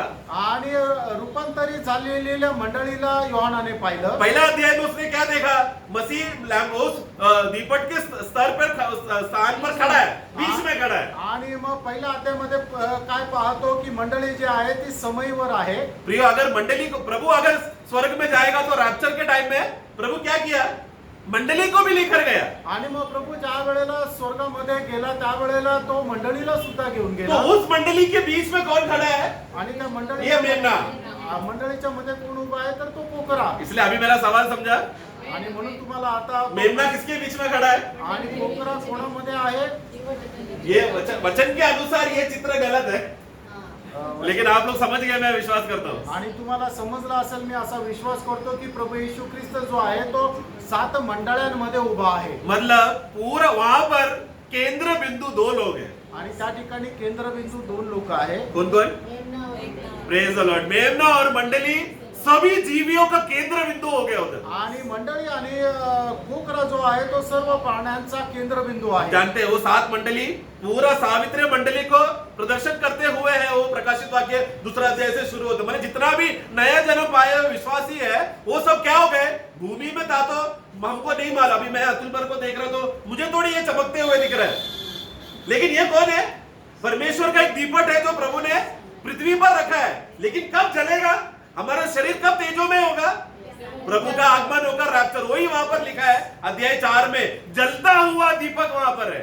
आणि प्रभूने आपल्या मंडळीला त्या समयीमध्ये ठेवलेलं आहे की जे आपण आता पृथ्वीवर आहे, आपण आता जळत नाहीये, पण ज्या वेळेला आपण रूपांतरित होऊन प्रभू सोबत जाऊ त्यावेळेला काय हो की आपण त्या दिव्याप्रमाणे जळत राहू आणि आपण रूपांतरित होऊन प्रकाशमान होऊन जाऊ. उसका 9वां वाक्य में ये सब अवस्था को देखकर सारा प्राचीन और 24 बुजुर्ग लोग वो लोग आराधना करके एक नया गीत वहां पर गाया। वाक्य 9। वे यह गीत गाने लगे, हाँ। तू इस पुस्तक के लेने हाँ देखो, अभी वहां पर पुस्तक का विषय वापस आया। पुस्तक को लेने और इसकी मोहरें खोलने की योग्य देखो, पुस्तक लेने के बाद मोहरे खोलने के लिए भी तू योग्य है। आणि ते पुस्तक घेतल्यानंतर त्याचा शिक्का तोडायलाही पण तू योग्य आहे. क्यों? क्योंकि तूने वध होकर हाँ अपने लहू से हाँ हर एक कुल हाँ और भाषा हाँ और लोग हाँ और जाति में से परमेश्वर के लिए लोगों को मोल लिया है. हाँ अभी ये पुस्तक का खासियत मैं बताता हूँ। आणि या पुस्तकाचं वैशिष्ट्य मी सांगतो. पहला हमने देखा कि ये पुस्तक में अंदर में भी लिखा है, बाहर भी लिखा है। आणि पहिले हे आपण पाहतो की पुस्तकाच्या आतून पण लिहिले आणि बाहेरून पण परंतु लिहिले. ये पुस्तक में ऐसा क्या खासियत है कि मेमना को लहू बहाकर वो पुस्तक को लेना पड़ा? आणि या पुस्तकामध्ये असं काय वैशिष्ट्य आहे की कोकऱ्याला आपलं रक्त सांडून ते पुस्तक घ्यावं लागलं. क्योंकि यूहन्ना ने मेमना को कैसा देखा? कारण योहानाने त्या कोकऱ्याला कसं पाहिलं? वध किया हुआ मेमने की रीति, मतलब वो एक बलिदान वहां पर देख रहा है। आणि एक बलिदान त्या ठिकाणी आपण पाहतो. उस बलिदान का खासियत यह है कि सब कुल में से, गोत्र में से, भाषा में से नया जन्म पाया हुआ विश्वासियों का नाम पुस्तक के अंदर लिखा है। आणि मग सर्व प्रकारच्या कुळातून, सगळ्या प्रकारच्या जातीच्या लोकातून जे निवडलेले लोक आहेत त्या सगळ्यांची नावं त्याच्यामध्ये लिहिलेली आहे. अंदर लिखा है, अंदर लिखा है। बाहर किसका नाम लिखा रहेगा? आणि बाहेर कोणाचे नावं लिहिलेले आहे? क्योंकि आप लोग ये आपने स्क्रोल देखा हो क्या पता नहीं, ये ऐसा पर्ची बंद करने के बाद 7 मोहर जब लगाते हैं, वो मोहर को बंद करने का टाइम वो मोहर कहाँ लगाते हैं मालूम है? बाहर लगाता है। आणि मग ज्या वेळेला तो जो हा, स्क्रोल असतो yes, तो स्क्रोल अशा प्रकारे राहतो Yes. आणि त्याला जो शिक्का मारलेला राहतो तो बाहेरून मारलेला असतो. देखो इसके अंदर भी नाम लिखा, अंदर भी लिखा है, बाहर भी लिखा है। आणि याच्या आतमध्ये पण लिहिलेलं आहे आणि बाहेरून पण लिहिलेलं आहे. अंदर के लोगों का मतलब कौन है? जिनके लिए यीशु मसीह ने, वो मेमना ने लहू देकर, मोल दाम देकर खरीदे हुए लिखे हुए लोगों का नाम है। आणि आतमधल्या बाजूमध्ये कोणाचे नावं लिहिलेले आहे की ज्यांना प्रभू येशू ख्रिस्ताने आपलं रक्त देऊन विकत घेतलेले लोक आहेत त्यांची नावं लिहिलेली आहे. लेकिन बाहर के ऊपर क्या लगाया है? आणि वरती काय लावलेलं आहे? 7 मोहर। आणि 7 शिक्के आहे. जैसे जैसा एक एक मोहर खोलने लगा क्या हो गया? आणि जसं जसं एक एक शिक्का उघडू लागला तसं तसं काय झालं? यस, मतलब पृथ्वी पर न्याय आने लगा। आणि मग पृथ्वीवर न्याय येऊ लागला. तो उसका मतलब क्या है? याचा अर्थ काय? बाहर किसके बारे में लिखा है? आणि बाहेरून जे लिहिलंय ते कोणा संबंधाने? जो जिसके ऊपर न्याय आने वाला है उनका नाम बाहर लिखा है। जो प्रभु यीशु मसीह के लहू से खरीदा गए हैं उनका नाम अंदर लिखा है। आणि मग जे प्रभू येशू ख्रिस्ताच्या रक्ताच्या द्वारे विकत घेतलेले आहेत त्यांची नावं त्याच्या आतमध्ये लिहिलेली आहे आणि ज्यांच्यावर न्याय येणार आहे त्यांची नावं बाहेरून लिहिलेली आहे. इन दोनों में से सुरक्षित कौन है? आणि या दोघांपैकी सुरक्षित कोण आहे? अंदर क्यों मालूम है? सुरक्षित, वो सुरक्षित रख के मोहर डाल दिया। आणि त्यांना सुरक्षित करून त्याला शिक्का लावण्यात आला. फिर पिता परमेश्वर ने बोला, आणि मग पिता परमेश्वराने म्हटलं, भूमि में से, अधोलोक में से और स्वर्ग में से बुलाओ किसी को, ये मोहर कोई खोल सकता है क्या? आणि मग पृथ्वीमधून अधोलोकामधून स्वर्गामधून कोणाला बोलवा की हा शिक्का कोणी तोडू शकतं का? कोई नहीं. कोणी नाही. क्यों? कौन योग्य कौन है? आणि मग योग्य कोण आहे? क्योंकि अधोलोक में भी सबसे श्रेष्ठ अति पवित्र, भूमि में भी सबसे श्रेष्ठ अति पवित्र, स्वर्ग से भी अति पवित्र श्रेष्ठ सिर्फ यीशु मसीह, वही योग्य है. आणि स्वर्गामध्ये, पृथ्वीमध्ये आणि अधोलोकामध्ये सर्वात श्रेष्ठ आणि अति पवित्र फक्त आणि फक्त प्रभू येशू ख्रिस्त आहे. हम लोग यूहन्ना का पुस्तक उसका 3रा अध्याय लेना नहीं, 19वां वाक्य में ऐसा लिखा है, योहान 3रा अध्याय 19 वचनामध्ये असं लिहिलंय, न्याय विधि इसके लिए है कि ज्योति जगत पर आया लेकिन लोगों ने अंधकार को प्रेम किया. आणि न्यायाचं कारण हे आहे की प्रकाश जगामध्ये आला पण लोकांनी अंधारावर विश्वास ठेवला. तो मतलब प्रभु यीशु मसीह क्रूस पर मरते समय में 2 बात का गारंटी हुआ है. आणि प्रभू येशू ख्रिस्त वधस्तंभावर मारण्याच्या वेळेला 2 गोष्टीची निश्चितता झाली. पहला गारंटी है कि जो कोई भी प्रभु यीशु मसीह पर विश्वास करेगा उनके ऊपर न्याय नहीं, लेकिन जिसने विश्वास नहीं किया उन लोगों को न्याय पक्का है. आणि पहिली गोष्ट ही आहे की ज्यांनी प्रभू येशू ख्रिस्तावर विश्वास केला त्यांचा न्याय होणार नाही, आणि ज्यांनी प्रभू येशू ख्रिस्तावर विश्वास ठेवला नाही त्यांचा न्याय निश्चित आहे. न्याय ये नहीं कि तुम लोगों ने अधर्म काम किया, तुमने खून किया, तुम लोगों ने झूठ बोला, गाली दिया, लेकिन न्याय इसके लिए क्योंकि तुमने एकमात्र सच्चा परमेश्वर का पुत्र पर विश्वास नहीं किया. आणि न्यायाचं कारण हे नाही की तुम्ही खून केला, चोरी केली, पाप केलं, तर न्यायाचं कारण हे आहे की परमेश्वराच्या एकुलत्या एक पुत्रावर तुम्ही विश्वास नाही केला. तो जल्दी पढ़ना, यूहन्ना 3:18. योहान 3रा अध्याय जो 18 उस पर वचन. विश्वास करता है हाँ. उस पर दंड की आज्ञा नहीं होती, हाँ. परंतु जो उस पर विश्वास नहीं करता वह दोषी ठहर चुका, हाँ. इसलिए कि उसने परमेश्वर के एकलौते पुत्र के नाम पर विश्वास नहीं किया। हाँ, इसके लिए नहीं क्योंकि उसने कुछ बुरा काम किया या वो पापी है, इसके लिए क्योंकि उसने जीवित है परमेश्वर का पुत्र प्रभु यीशु मसीह पर विश्वास नहीं किया, इसके लिए दंड आया. आणि एक मनुष्य पापी काय आहे, त्याने पाप केलं म्हणून तो पापी आहे असं नाही, तर मग त्याने परमेश्वराच्या पुत्रावर विश्वास नाही केला म्हणून तो पापी आहे. ये बात स्वर्गदूत लोकांना समजली. ये बात वो प्राचीन लोग 24 प्राचीन लोग समझ गए, आणि ही गोष्ट ते 24 प्राचीन लोक और समजले, 4 जीविया भी समझ गया कि आणि ते 4 करूप लोक पण समजले कि एक व्यक्ति का प्राण को अगर बचाना है तो वो सिर्फ यीशु मसीह से हो सकता है, बाकी कोई भी जीवियों से भी नहीं हो सकता. आणि एका व्यक्तीचा जर जीव वाचवायचा आहे तर त्याला कोणाकुणही ते योग्य नाहीये, कोणीच योग्य नाहीये, तर फक्त त्याच्या करता प्रभू येशू ख्रिस्तच योग्य आहे. क्योंकि हम जानते हैं भजन संगीता 49 में हम लिखा है, हे मनुष्य तेरा प्राण का जो दाम है बहुत मूल्य है. 8 और 9 में लिखा है, कौन तुझे बचाएगा, कौन तुझे बता सकता. एक भाई दूसरा भाई को प्राण का चुनौती का दाम नहीं दे सकता क्योंकि दाम बहुत महंगा है. आणि स्तोत्र 49 त्याच्या 8 आणि 9 वचनामध्ये लिहिलेलं आहे की मनुष्याचा जीव जो आहे तो खूप बहुमूल्य आहे, त्याच्या बदल्यामध्ये कोणी काही देऊ शकत नाही. ये घटना को देखने के लिए वहां पर वाक्य 11 5 का 11 प्रकटीकरण 5 अध्याय 11 जब वचन. मैंने देखा हाँ. तो उस सिंहासन हाँ. और उन प्राणियों हाँ. और उन प्राचीनों के चारों ओर एंगल समझ गया, समझ रहे ना. हाँ, चारों ओर. बहुत से स्वर्गदूतों का शब्द सुना, हाँ. जिनकी गिनती लाखों और करोड़ों की थी, हाँ. और वे ऊंचे शब्द से कहते थे, हाँ. वध किया हुआ मेमना ने हाँ. सामर्थ और धन हाँ. और ज्ञान और शक्ति हाँ. और आदर और महिमा और धन्यवाद के योग्य है. देखा, अभी वहां पर परिस्थिति बदल गया. आणि आता त्या ठिकाणची परिस्थिती बदलली. प्रियो, वो सभी जीवी उधर के पहले तो सिर्फ स्वर्गदूत अपने प्राचीन लोग और 4 जीविया ही आराधना और दंडवत कर रहे थे, लेकिन तुरंत क्या हो गया, मेमना ने जैसे ही पुस्तक ले लिया तो उनके भी चारों तरफ ये 24 प्राचीन जो चारों तरफ यहाँ पर बैठा है उनके भी ऊपर करोड़ों करोड़ों अनगिनत स्वर्गदूत लोग मंडराने लगकर जोर से एक शब्द में बोलने लगे, योग्य है मेमना, योग्य है मेमना, योग्य है. आणि मग ज्या वेळेला प्रभू त्या कोकऱ्याने ते गुंडाळी ते पुस्तक घेतलं आणि त्याचे शिक्के तोडले, त्या वेळेला फक्त 24 प्राचीन नाही तर त्याच्या आजूबाजूला असणारे करोडो स्वर्गदूत सुद्धा म्हणू लागले की हे पुस्तक घेण्यास आणि त्याचे शिक्के तोडण्याकरता फक्त कोकरा जो वधिलेला कोकरा आहे तोच योग्य आहे. इसके बाद अभी ये स्वर्ग में चल रहा है.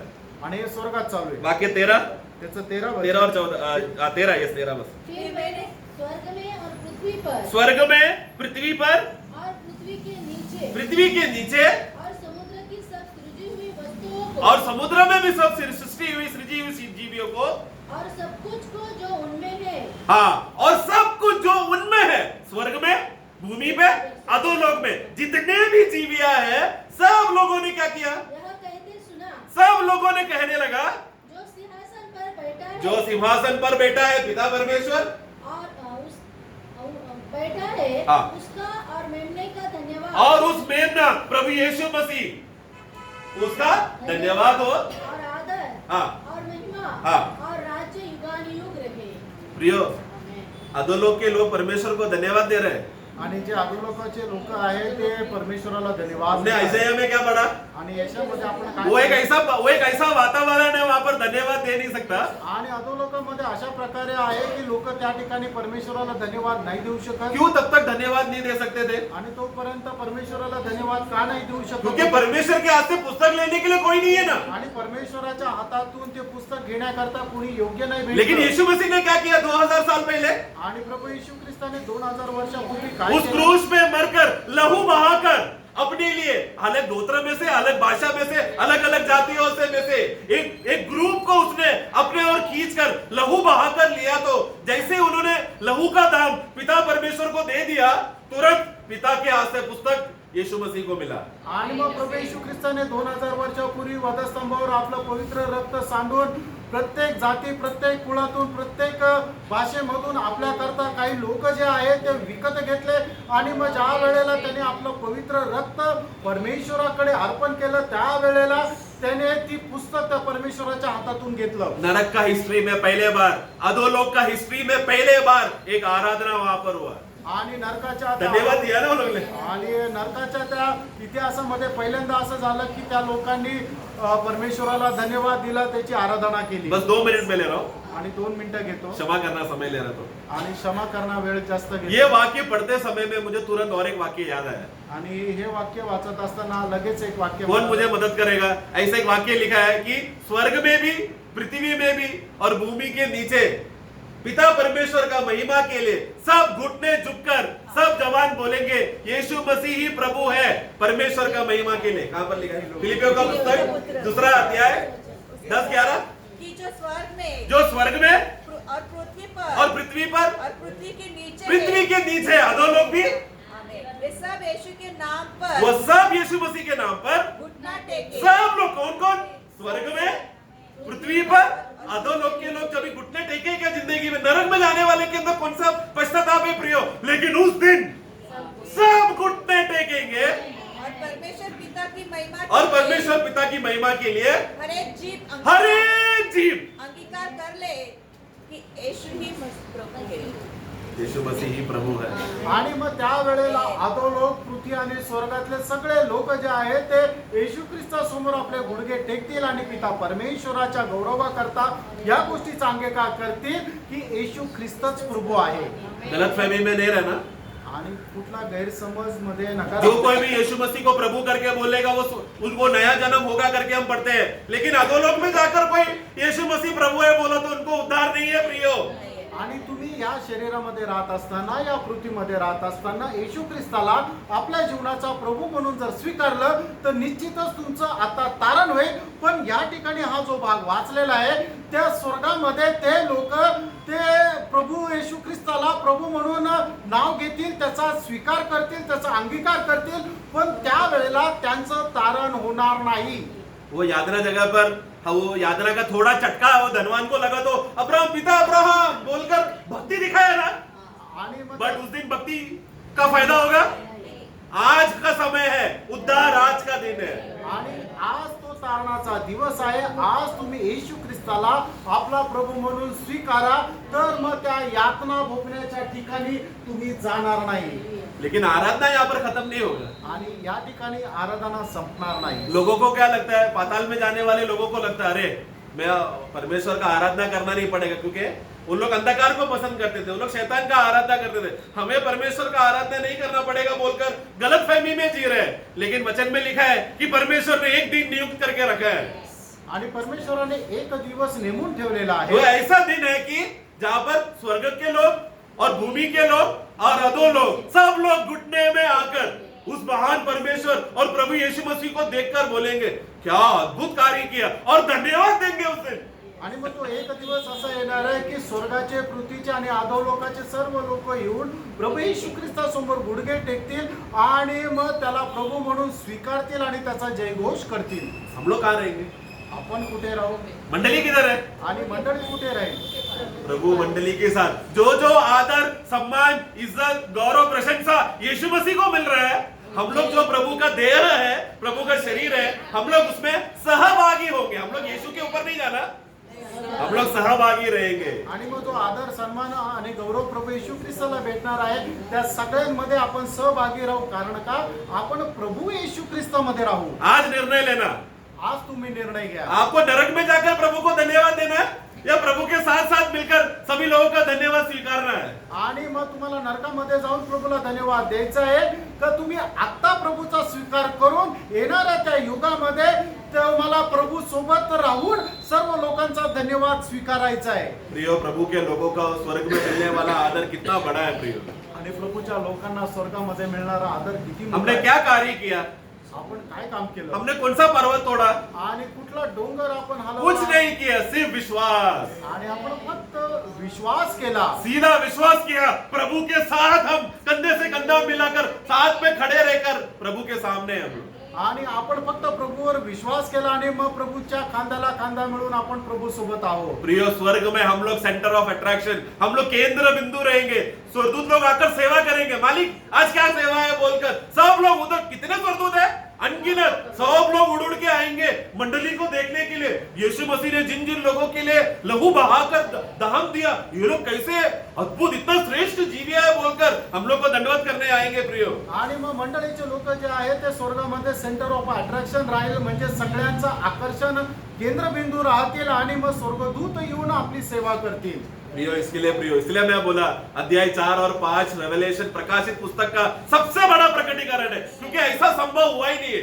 आणि म्हणूनच मी तुम्हाला सांगतो प्रकटीकरणाचं पुस्तक 4 आणि 5 अध्याय जो आहे ते प्रकटीकरणाच्या पुस्तकाचा सगळ्यात मोठा एक प्रकटीकरणाचा अध्याय उसके आहे. बाद 1000 साल फिर युगानुयुग यही प्रकार का आराधना चलते रहेगा. आणि मग त्याच्यानंतर 1000 वर्ष युगानुयुग हीच आराधना चालू राहील. इसलिए नरक में जाकर व्यर्थ मुंह से धन्यवाद देना नहीं, अभी प्रभु के उपस्थिति में सच्चे मन से नया जन्म पाकर एक सच्चा आराधना का भागी हो प्रियो, ताकि हम लोग प्रभु के साथ में रहे. आणि म्हणून नरकामध्ये गेल्यानंतर प्रभूला येशू ख्रिस्ताला तुम्ही प्रभू म्हणून नका स्वीकारू, तर आता या जगामध्ये राहत असताना तुम्ही येशू ख्रिस्ताला आपला प्रभू म्हणून स्वीकारा, म्हणजे येणाऱ्या त्या युगामध्ये तुम्ही इतर लोकांचा धन्यवाद स्वीकारू शकाल. प्रभु का महिमा हो. प्रभूचा गौरव हो.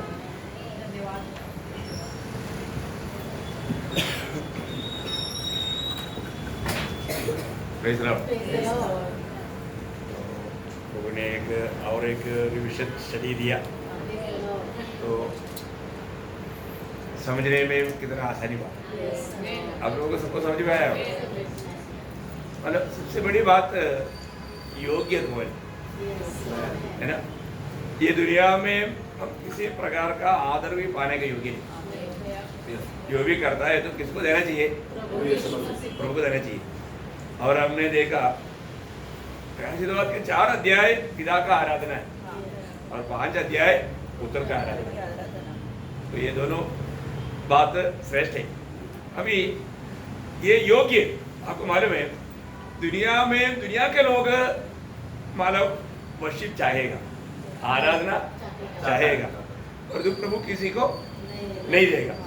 क्योंकि आपको सबको मालूम है यशायाह नबी की किताब उसका 42 अध्याय का 8 वचन में प्रभु ने स्वयं कहा है, यशायाह 42 का 8, मैं यहोवा हूँ, हाँ। मेरा नाम यही है, हाँ। अपनी महिमा में दूसरे को न दूंगा, हाँ। और जो स्तुति मेरे योग्य है हाँ। वो खुदी हुई मूर्तों को न दूंगा. देखा, मतलब ये दुनिया में अगर कोई मानव प्रशंसा लेना चाहेगा, प्रभु बोलता है मैं नहीं दूंगा. लेकिन लेने के लिए 2 जन कोशिश किया. कौन कौन आपको याद है? पुराना नियम में भी एक, नया नियम में भी एक. कौन है? पुराना नियम में नेबूकदनेस्सर. सही बात है. दानियल की किताब 4 अध्याय उसका 30-31 वचन. दानियल 4 अध्याय का 30-31. क्या यह बड़ा बेबीलोन नहीं है हाँ. जिसे मैं ही ने अपने बल हाँ. और सामर्थ से राजनिवास होने को हाँ. और अपने प्रताप की बढ़ाई के लिए बसाया है। हाँ। यह वचन राजा के मुंह से निकलने भी न पाया था हाँ। कि आकाशवाणी हुई, हाँ। हे राजा नबूकदनेस्सर, हाँ। तेरे विषय में यह आज्ञा निकलती है, हाँ। राज्य तेरे हाथ से निकल गया। 34 उन दिनों की बीतने पर मुझ नबूकदनेस्सर ने अपनी आंखें स्वर्ग की ओर उठाई, हाँ। और मेरी बुद्धि फिर जो की त्यों हो गई। देखा, बोला आया हुआ गलती का तुरंत सजा मिला। बोलने का मतलब अगर कोई इंसान अगर महिमा लेना चाहे, हम लोग हमारे जीवन में है ना, कभी भी प्रशंसा लेने के लिए यत्न नहीं करना, कोशिश नहीं करना, क्योंकि हम योगी नहीं। अभी नया नियम में कौन है? हाँ, देखा, हेरोदा, हेरा, मतलब प्रेरितों का 12 अध्याय का 23 हो जाए। उसी क्षण हाँ। प्रभु के एक स्वर्गदूत ने उसे तुरंत मारा, हाँ। क्योंकि उसने परमेश्वर को महिमा न दी। देखा, हेरोदा ने परमेश्वर को महिमा नहीं दिया, महिमा लेना चाहा, लूटना चाहा, इसलिए मतलब स्वर्गदूत ने उसको मारा और वो कीड़ा पड़कर मर गया। मरने के बाद कीड़ा पड़ता है, पर तो यहाँ पर उल्टा उसको कीड़ा पड़कर मरना पड़ा, है ना। तो बोलने का अर्थ क्या प्रियो, हमारे जीवन में जाने अनजाने आज हम संगठनाओं में क्या देखते मालूम है? मसीह संगठनाओं में या मसीह धर्म में वो लोग मानो अपने आप को बड़ा करके मानो एक प्रकार आराधना लेता है या प्रशंसा लेता है, वो पाप है। प्रभु बिल्कुल नहीं चाह रहे बात है। अभी पास्टर, रेवरेंड, राइट रेवरेंड, ये सब आदर स्वीकार रहे। यीशु मसीह ने क्या बोला? मत्ती उसका 23 अध्याय, मतलब एक दो बात बोल करके खत्म करेगा। उसका 8 से 12, परंतु तुम रब्बी न कहलाना, हाँ। क्योंकि तुम्हारा एक ही गुरु है, हाँ। और तुम सब भाई हो। हाँ। पृथ्वी पर मतलब इसका मतलब ये कितना बड़ी बात है, Yes, amen. है ना। सत्य वचन सिखाना भी Amen, amen. अपने आप को बढ़ाने वाला बात, है ना। मतलब वो बात बिल्कुल प्रभु का इच्छा से बाहर है, वो एक धोखा है। और भी आगे 12 तक बढ़िए। पृथ्वी पर किसी को अपना पिता न कहना, हाँ। क्योंकि तुम्हारा एक ही पिता है। अभी आपको मालूम है उन लोगों को क्या बोलता? पादरी को फादर बोलता है। फादर बोलता है। इधर कई लोग मुझको भी फादर बोलता है। मेरे को डर लगता है भाई, वो मछली वाला मुझे हमेशा फादर बोलता है। मैं उसको बोला भाई ऐसे मत बोलना है, क्या बताओ। मतलब ये एक दुनिया का लोगों का एक रीति है, पर तो क्योंकि वो दुनिया के लोगों को देखा ना, उधर इधर का बाहर बोला था, मतलब अभी ऐसा आम लोग इसलिए अपने को पास्टर भी बोलता था ना। मैं कितना बोल करके विद्धि करके फिर भी आज एक आधा लोगों के मुंह से निकल जाता है, क्योंकि उसमें क्या होता, उसमें प्रभु का नियम से वो खिलाफ हो जाता। ऐसा प्रभु नहीं चाहता, क्योंकि हमारे जीवन में जब लूका 16 अध्याय का 15 वचन वाला बहुत अनोखा वचन है, मैं आपको इस संदर्भ में पढ़ाना चाहूंगा। लूका 16 अध्याय का 15 वचन। उसने उनसे कहा, तुम तो मनुष्यों के सामने हाँ। अपने आप को धर्मी ठहराते हो, हाँ। परंतु परमेश्वर तुम्हारे मन को जानता है, हाँ। क्योंकि जो वस्तु मनुष्य की दृष्टि में महान है, हाँ। वो परमेश्वर के निकट घृणित है। हाँ, देखा, मनुष्य की दृष्टि में, मनुष्य की रीति में लोग सोचता, तो इसलिए ऐसा लोग प्रभु की बातों को सही रीति में नहीं मानेगा। उसका एक शक्ति चेतावनी यूहन्ना का सुसमाचार में प्रभु ने दिया। यूहन्ना का सुसमाचार 5 अध्याय उसका 44 वचन पढ़ा। यूहन्ना 5 अध्याय का 44 पढ़ा। तुम जो एक दूसरे से आदर चाहते हो, हाँ, देखा, तुम एक दूसरे से क्या चाहता? आदर चाहता। देखो, भाईचारे का प्रेम देने वाला बात अलग है, वो आदर की बात नहीं है, परंतु यहाँ पर जो आदर चाहता और आगे और वो आदर जो जो एकमात्र परमेश्वर की ओर से है नहीं चाहते। हाँ, देखा, हमें कौन आदर करना चाहिए? प्रभु ने बोला, जो मेरा आदर करेगा मैं उसका आदर करेगा। प्रभु की ओर से हमें वो आदर पाना। और ये दुनिया की यात्रा में कभी भी कोई भी किसी प्रकार हमको सम्मान नहीं किया बोलकर कभी दुखी नहीं होना, क्योंकि सम्मान का योग्य कौन है? सिर्फ एक।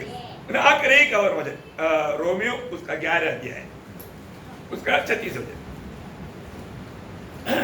क्योंकि उसी की ओर से और उसी के द्वारा उसकी ओर से और उसकी द्वारा और उसी के लिए सब कुछ है, उसके लिए सब कुछ है। उसकी महिमा युगानुयुग होती हाँ, रहे। उसके ही सिर्फ महिमा युगानुयुग होते रहे। प्रियो, सबसे बड़ी बात है पिता और पुत्र। हम देखा है ना, पिता का सिंहासन में पुत्र भी है। अभी पुत्र ने हमें वायदा दिया, जैसे हमें विजय पा करके पिता के साथ पिता का सिंहासन में बैठा, वैसे जो विजय पाएगा वो मेरे साथ मेरे सिंहासन में बैठेगा। क्या पदवी है, कितना बड़ा बात है। अभी वो बात और वो सिंहासन तक समझना एक साधारण बुद्धि में आने वाला बात नहीं। अभी हम क्या समझेगा, पूरा मंडली पूरा मंडली बोलेगा तो संख्या में कितना है, प्रेज़ द लॉर्ड। और वो प्रभु के साथ विजय लोग कितने लोग रहेगा, है ना, वो सब यीशु मसीह के साथ वो सिंहासन में बैठेगा। कैसा सिंहासन देगा, अपन भावना कर सकता नहीं, ये हमारा भावना के अंदर आने वाला बात नहीं, परंतु ये बात सच्चे होने वाला बात है। हम प्रभु के साथ बीबल में बोले ना, अभी जैसे यीशु मसीह है वैसे हम उसको देखेगा। इसका मतलब क्या, हम लोग कहां तक उसको समझ सकता, हम लोगों को उसका समझने का अभी तक हमारा ये बड़े इतना बड़ा नहीं हुआ। बहुत बड़ी बात है, बहुत बड़ी बात है ना। लेकिन वो अनुभव प्रभु का वचन में जो लिखा है, सत्य लिखा है ना। मैं प्रभु को बहुत धन्यवाद देता हूँ कि प्रभु ने और भी रेवलेशन का किताब कोई भी आकर के कुछ बात बोलेगा तो नासिक मंडली के लिए सब एक रिविजन नहीं, एक और भी कुछ बातों को फिर से एक बार याद आने के लिए कारण आ जाएगा। तो मैं प्रभु को धन्यवाद देता हूँ। मानो प्रभु हमको और भी आनंददा की बात है ना, क्योंकि हमेशा स्वर्ग में जो प्रभु का आराधना होता है और हम प्रभु का चेहरा देख करके उनकी आराधना करेगा, ये बहुत श्रेष्ठ बात है। प्रभु को महिमा मिले। प्रभु का वचन बोलने के लिए प्रभु दास को भी प्रभु ने सामर्थ्य दिया और सुनने वालों पर अनुग्रह उंडेला। प्रभु ने अपने नाम को महिमा किया। सारे महिमा प्रभु को। आमीन।